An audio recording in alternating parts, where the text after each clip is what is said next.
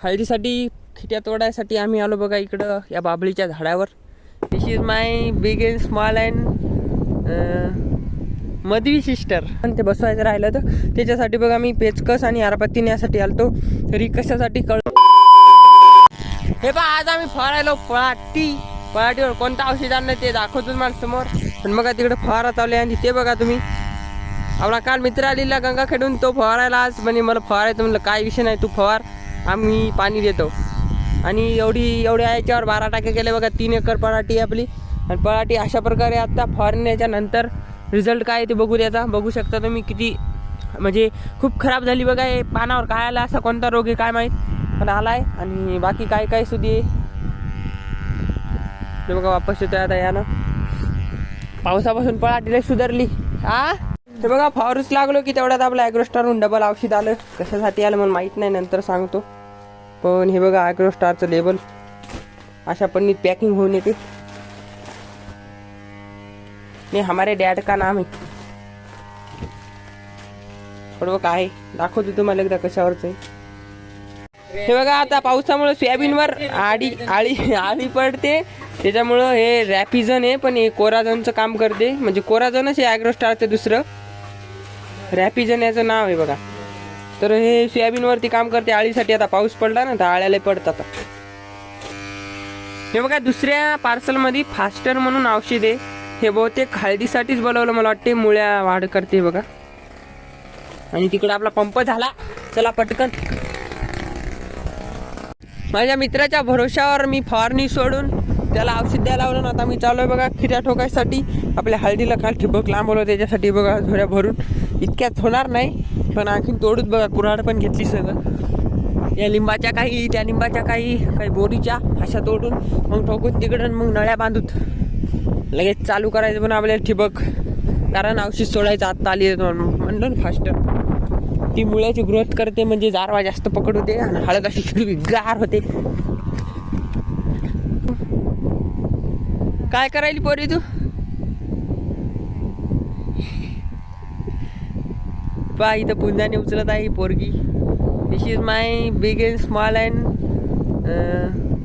Madhavi sister.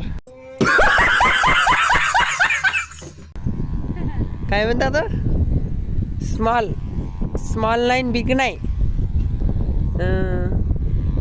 जाऊ द्या मला नाही समजत. 16 खिट्या निघल्या आपल्या थैलीमध्ये. तर अशा टाकत नेल्या बघा मी तिथपर्यंत निंबापर्यंत पुरल्या. आता याला ठोकत आणतो वरून आता असं नंतर दाखवतो तुम्हाला. हे बघा आता पूर्ण ठिबक लांबवणं झालं बघा. या वरच्या बाऱ्यात आता खालच्या बाऱ्यात राहिलं. तर आता हे कुठं कमी पडलं होतं ते जोडादार करायलो आता मी. आणि मग जायचं खालच्या बाऱ्यात लांबवायला आणि इकडून जोडायला बघा. आता तार बांधून घ्यालो नंतर तिकडे जायचं आहे बघा. तिकडे दाजी औषध नाही आपले गोरू पप्पाच्या मागे हिंडायला. हळदीसाठी खिट्या तोडायसाठी आम्ही आलो बघा इकडं या बाबळीच्या झाडावर. मी आणि माझा फ्रेंड इकडे बाहेर आहे. अय पल्ली. हे बघा हे छोटे तोडायचे आपल्याला लाकडं याचे आणि न्यायचे तिकडं ग्लाइंडरनं कापायचे बाकी. कारण या कुऱ्हाडीन कवा तुटन असा तर 2 महिने लागायचे. बे हटायली पण आहे का नाही रे.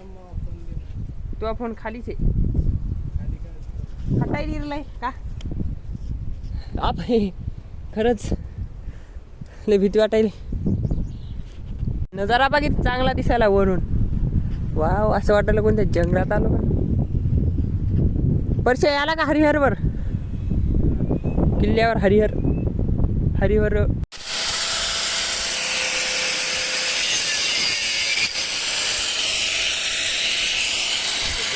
आता आपल्या ठिबकचं पूर्ण काम कंप्लीट झालं मित्रांनो. खिट्या ठोकून बांधल्या नळ्या.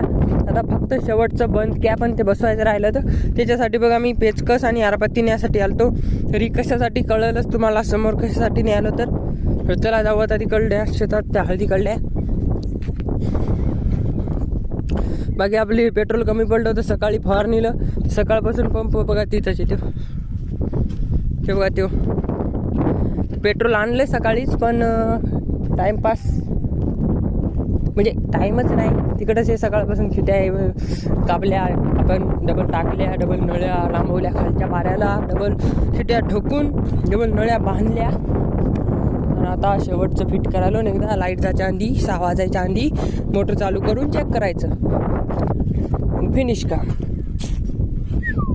बघा मित्रांनो, फायनली चालू आता याला सोडायला 6:30 वाजले. तर 7ची याची गाडी आहे बघा. आता निघालो मस्तपैकी घरून गाडी घेऊन आपली.